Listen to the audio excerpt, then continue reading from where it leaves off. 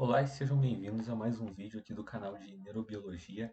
E hoje a gente vai estar falando sobre a ciência da ansiedade, que são os aspectos neurobiológicos e ambientais, e como eles vão condicionar o cérebro a determinadas respostas de estresse. Então a ansiedade, ela é essa reação do corpo que faz com que a gente se apresse, né? A gente se antecipe quanto ao futuro, ao mesmo tempo em que a gente não tem nenhuma evidência de que algum evento, assim, que alguma coisa vai realmente acontecer. A gente não tem nenhuma evidência, mas mesmo assim a gente está estressado. Então essa é a definição de ansiedade dentro da psicologia.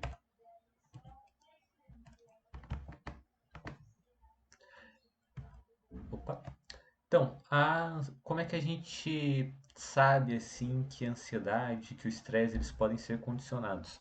Então, né, o primeiro experimento que verificou isso não foi feito com seres humanos, foi feito com cachorros, né? É o chamado experimento dos cães de Pavlov, que foi feito por Ivan Pavlov, que é esse tiozinho aqui. Ele basicamente condicionou cachorros a terem uma resposta salivar apenas ao ouvir um sino. Então, primeiro, ele observou que os cachorros produziam saliva quando eles eram expostos a um determinado tipo de comida. Depois ele observou que quando ele expunha esses cachorros a um determinado tipo de comida e batia um sino por várias vezes seguidas, após isso ele apenas tocava o sino e os cachorros, né, apresentavam essa resposta aí de salivar. Então ele descobriu que ele poderia condicionar os cachorros a salivar sem o estímulo da comida. Então esse é o chamado experimento dos cães de Pavlov. Então, quais que são os exemplos em humanos, né? Então a gente tem o exemplo do Little Albert, que ele foi um experimento assim que ele é eticamente questionável, porque foi feito com a criança, né, com o bebê. E esse bebê, ele o que acontecia, né? Então, eles observaram, né, o Watson lá na década de 20, né, do século passado, na Universidade de Johns Hopkins. Ele pegou um martelo e bateu, né, basicamente, contra a superfície, e observou que esse bebê, ele começava a chorar, né? Então ele produzia uma resposta ao estresse. Então, o que foi feito a partir daí? Quando você mostrava um rato para o bebê e daí produzia o mesmo som, o bebê continuava, né, respondendo por causa do som, né? Acabava apresentando essa resposta por causa do som. Mas com várias vezes seguida, né, sendo mostrado o rato e sendo produzido esse som, logo o bebê começaria a apresentar a mesma resposta de estresse, só que apenas com o rato. Então, digamos assim, foi criado um trauma nesse bebê e ele começou a apresentar essa resposta. Então, na figura direita, a gente tem também um exemplo, né, de estresse aí em seres humanos, né, um condicionamento de resposta ao estresse, que é bater, ou pode ser tanto bater quanto você gritar com a criança. Isso tudo são condicionamentos, é uma forma de condicionar aquela criança a responder de uma forma estressante, né? Aquela criança ficar estressada diante de um diante de um determinado contexto. Então, no caso aí, né, no exemplo esquerdo é do rato, do lado direito a gente pode ter inúmeros contextos os quais os pais eles vão bater ou vão gritar com a criança, fazendo com que ela desenvolva uma aversão a determinado contexto ou a determinado objeto ou qualquer coisa afim. Então, quais que são os receptores, né, que eles estão envolvidos nessa resposta ao estresse? São os receptores da adrenalina e da noradrenalina. Tanto um quanto o outro, eles vão ter os seus, não são receptores, né? Noradrenalina e adrenalina são neurotransmissores. Esses neurotransmissores vão se ligar aos receptores. É como se fosse uma chave e uma fechadura. Então, por exemplo, a adrenalina ela vai encaixar na fechadura do receptor da adrenalina. A noradrenalina vai encaixar na fechadura, que daí seria o receptor da noradrenalina. Então é como se fossem chaves que só servem, que só encaixam em determinada fechadura. Então, depois que elas se encaixam nessa fechadura, elas vão fazer com que a célula ela apresente algum tipo de resposta. Então, pode ser uma resposta ali, né, de produção. Na primeira figura, né, na alfa 1, a gente vai ter a contração do músculo liso, que é por meio do cálcio.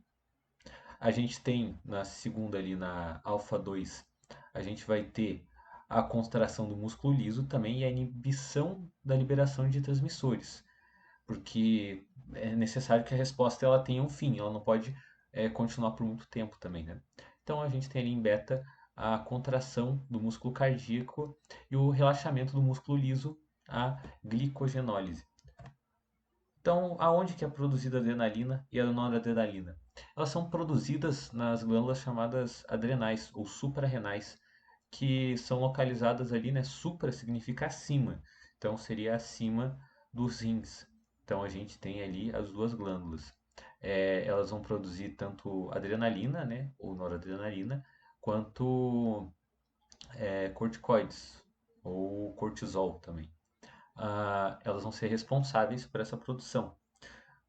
Noradrenalina e adrenalina também podem ser chamadas de epinefrina e norepinefrina. São as mesmas coisas, dependendo ali. Atualmente está sendo mais utilizado esse nome, né, de epinefrina e norepinefrina. Então, qual que é a resposta, né, do ponto de vista fisiológico, como que isso funciona? Então, a gente vai ter o sistema simpático e o sistema parasimpático. O simpático vai ser esse sistema ali que é responsável por aumentar, né, a atividade do corpo. Então, ele vai ser responsável ali por acelerar a frequência cardíaca, vai ser responsável por estimular a liberação de glicose no fígado, também a produção da mesma, né, porque o sistema parasimpático a gente vai estar vendo mais posteriormente ele sobre o cortisol, que ele vai estar fazendo com que ah, haja o catabolismo e esse catabolismo faça com que proteínas e gorduras sejam liberados na corrente sanguínea para serem posteriormente transformados em glicose ali no fígado. Então o fígado vai começar a produzir glicose, o intestino vai, né, durante a resposta simpática, ele vai diminuir a sua atividade, também vai ser inibida a micção, né, a urina, né, não vai ser, né, digamos assim, a bexiga vai fechar, ela não vai sentir vontade de urinar durante a resposta simpática. Vai ter o estímulo a secreção de noradrenalina e adrenalina ali nas glândulas suprarrenais. A gente vai ter também a contração dos vasos sanguíneos. Isso daí, né, principalmente por causa é chamado vasoconstrição, né? Os vasos sanguíneos vão ficar menores e vai estimular a produção de suor, ao mesmo tempo, né, que vai dilatar a pupila também. Essa resposta de dilatação da pupila é principalmente assim, né, essa resposta, ela é chamada de resposta de fuga ou luta, fight or flight. Então ela vai estar sendo responsável ali, né, essa dilatação na pupila vai ser responsável por a gente conseguir enxergar melhor, a gente conseguir ver com mais clareza em um ambiente escuro. Isso faz sentido do ponto de vista de conseguir fugir, né, de um predador ali que está num lugar escuro, pode ser um guepardo ou talvez um tigre de dentes de sabre, né, 10 mil anos atrás. Então, tanto esses animais eles caçam durante o período noturno, né? Então a gente precisaria ver. Então faz sentido essa resposta. E inibe a salivação também. Então, daí vai ter a resposta parasimpática, né? A simpática vai ter essa função de fazer com que o corpo ele funcione de uma forma a conseguir ter uma ação, uma reação rápida, ao mesmo tempo que o parasimpático ele vai fazer o contrário, ele vai fazer o papel de manutenção corporal. Então, por exemplo, né, se você está correndo, se você está em perigo, você não vai querer, é, por exemplo, ter uma ejaculação, uma ereção. Não faz sentido isso. Você vai querer correr. Agora, quando a gente ativa o parasimpático, vai ter sentido isso, por causa que você vai estar relaxado e vai ter a possibilidade de reprodução ali, de ejaculação, tudo mais, de resposta sexual. Então, isso daí pode acontecer.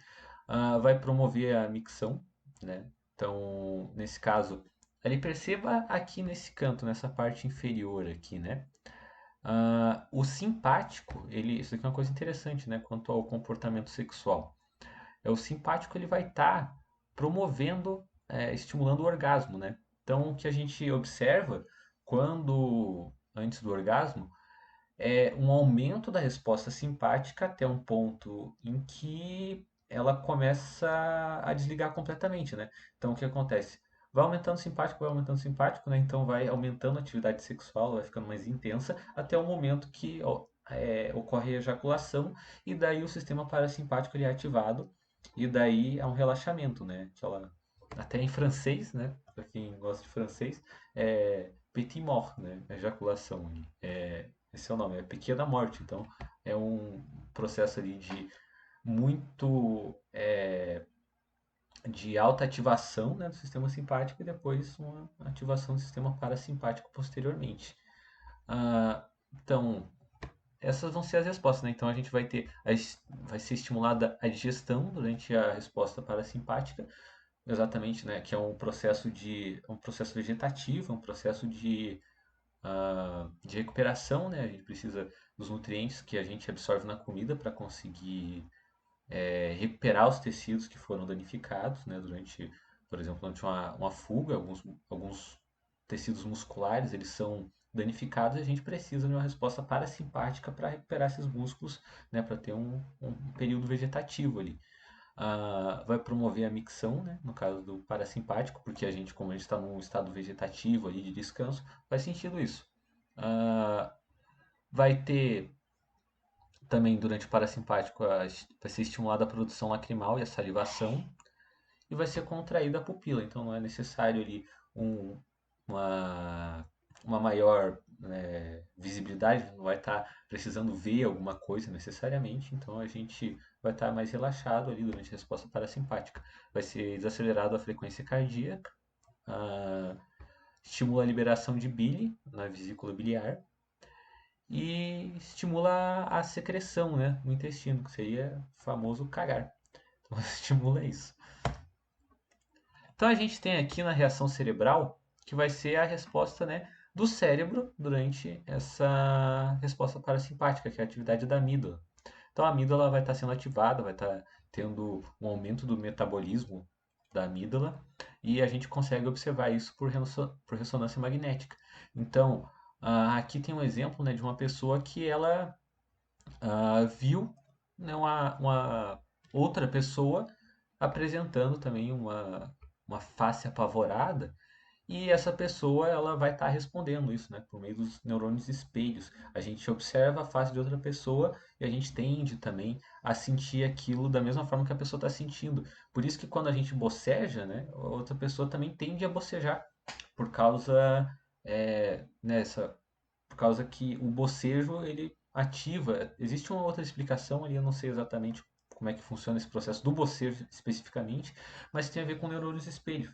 Então, o nosso cérebro ele vai espelhar aquele comportamento e a gente não vai ter e a gente vai acabar expressando ele também, né? No caso da resposta amigdaloide também pode acontecer, né? Às vezes alguém vem assustado para você, assim, e daí você também fica assustado também, fica com aquela mesma face, né?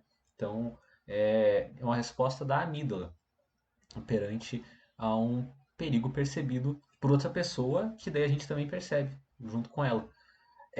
Então é perigo percebido, né? Quando a gente fala disso, não é um perigo que a gente tem uma prova dele. O perigo real também que ele é percebido, ele também vai fazer com que a amígdala seja ativada. Então, mas a amígdala ela vai responder ao perigo percebido. Se a gente não percebe o perigo, o nosso cérebro não reage a ele, então a gente não percebe, não há resposta amigdaloide.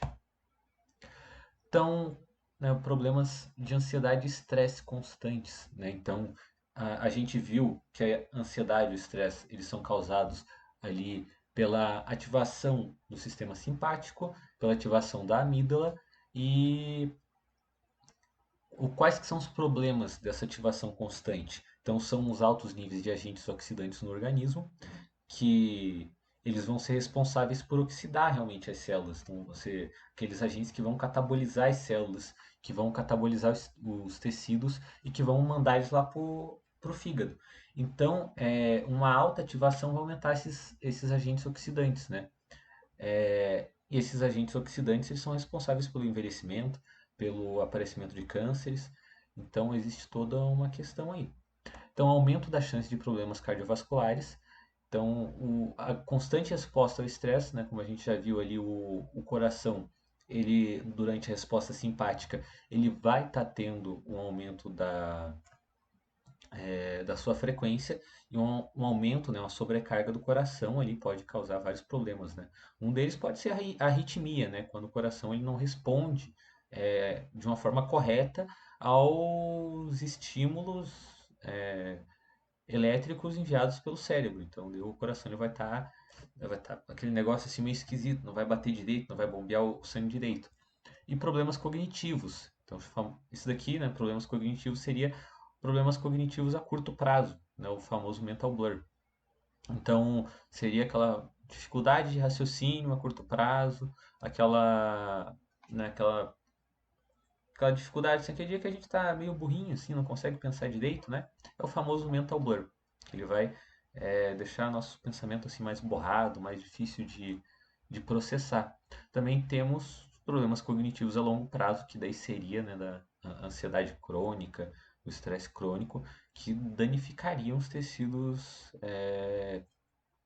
nervosos, e daí a gente teria problemas cognitivos a longo prazo que, né, a gente pode observar ali por meio de demência, de Alzheimer, de várias doenças ali que aparecem na velhice, mas às vezes podem acabar aparecendo também mais cedo devido a essa resposta ao estresse.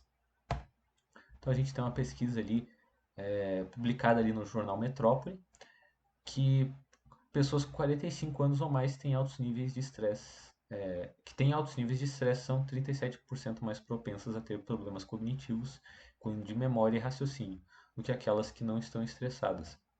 A gente tem uma discussão interessante aqui em relação a, né, as sociedades modernas, elas são mais estressadas, elas são mais estressantes também, e isso a gente vê uma epidemia de problemas relacionados ao estresse nas sociedades modernas. Ah, isso daí a gente um assunto assim que pode ser muito discutido, né? Há uma questão ali, né? O conceito de alostase, né? A relação entre o cérebro e o corpo, né? Que precisa que eles interagem entre si e a saúde de um depende do outro e vice-versa. E talvez, né, a quantidade de informação que a gente tem hoje, as demandas do mercado de trabalho, ah, tudo isso possa estar contribuindo para uma resposta ao estresse muito grande dentro das sociedades atuais e que pode estar sendo responsável por essa epidemia de doenças relacionadas ao estresse. Eu sei que algumas pessoas, né, tentam relacionar isso, falar que isso sempre existiu, né, estressores, sempre foi possível que alguma coisa acontecesse, né, que a gente, né, numa sociedade antiga, aí, sei lá, da Mesopotâmia, podia acontecer, uma pessoa podia morrer de doença da mesma forma que pode hoje, as pessoas poderiam, é, sei lá, morrer de fome, ser traída, né, porque essa questão da traição também é uma questão que gera bastante estresse, existem pesquisas que mostram isso, e são todos esses estressores que vão estar fazendo com que se desenvolva doenças relacionadas ao estresse. Então elas sempre existiram, sim, mas ainda é questionável, né? Acredito eu que nas sociedades atuais deva ser pior essa questão. Então a gente tem o cortisol, que é essa molécula aí, que ela vai ser responsável pela ação da catabolização, né? Uma glândula não, desculpe, ela é um hormônio, né? Esteroide, que é produzido na glândula suprarrenal. E ela está diretamente envolvido na resposta ao estresse. Ah, ela também pode ser utilizada, né, ali na sua forma sintética, chamada de hidrocortisona, ela pode estar sendo utilizada como um anti-inflamatório, né, o cortisol. E pode ser utilizado no combate a alergias, artrite reumatoide e alguns tipos de cancro. O nome cortisol deriva de córtex. Então, o cortisol, né, tem pessoas que fazem tratamento com corticoides. Funciona também, né, nessa questão, os anti-inflamatórios, eles funcionam também ali na questão da doenças autoimunes, que diga-se de passagem, também podem ser causadas ali por estresse crônico. Então, quando o próprio corpo começa a atacar os próprios tecidos, isso é uma doença autoimune. Então, tem três ações primárias: estimula a quebra de proteínas, gorduras e providencia a metabolização da glicose no fígado. Então, vai ser destruído alguns tecidos, né, algumas macromoléculas, para que seja produzida glicose no fígado e essa glicose ela seja posteriormente liberada na corrente sanguínea, para que dessa forma seja utilizada por outros tecidos ali que vão poder desempenhar, né, a função de é, fuga ou luta. Considerado o hormônio do estresse, ativa as respostas do corpo, né? Isso daqui a gente já viu. Situação de emergência para dar a resposta física aos problemas, aumentando a pressão arterial e o açúcar no sangue, propiciando energia muscular. Ao mesmo tempo, todas as funções anabólicas de recuperação, renovação e criação de tecidos são paralisadas e o organismo se concentra na sua função catabólica para a obtenção de energia. Uma vez que o estresse é pontual, superada a questão, os níveis hormonais e o processo fisiológico voltam à normalidade, mas quando este se prolonga, os níveis de cortisol no organismo disparam. Então, quando o estresse ele é prolongado, né, o estresse crônico, os níveis de cortisóis, de cortisol, desculpa, ele vai ser alto, vai ser aumentado. Então, gerando todos aqueles problemas, né, que eu já tinha falado anteriormente. Aqui também, né, algumas pessoas podem me questionar aqui sobre essa questão do Wikipedia. O Wikipedia ele a gente precisa utilizar ele com um certo critério, né? Assim como qualquer site, qualquer artigo científico que a gente for ler, a gente precisa ter um certo critério, a gente precisa ser criterioso. Mesma coisa vale para o Wikipedia. Qualquer pessoa pode editar ele, meio que mais ou menos, né? Porque muitas vezes é, você precisa ter né, quando são postagens grandes, você precisa ali de uma permissão especial do Wikipedia para conseguir postar. Não é qualquer um consegue postar, escrever, editar os textos ali. Então, nesse caso aqui do cortisol, como é um artigo grande, como é uma coisa assim que é bem famosa, bastante falada, né, dentro da medicina, ah, e dentro da endocrinologia também, então, é uma coisa ali que é interessante para a gente estar observando e que é confiável, sim, que não é qualquer um que consegue editar, né? No caso dessa página aqui. Então, a conclusão é que a gente precisa ser menos estressado, a gente precisa de menos preocupações. Ah, e é isso aí.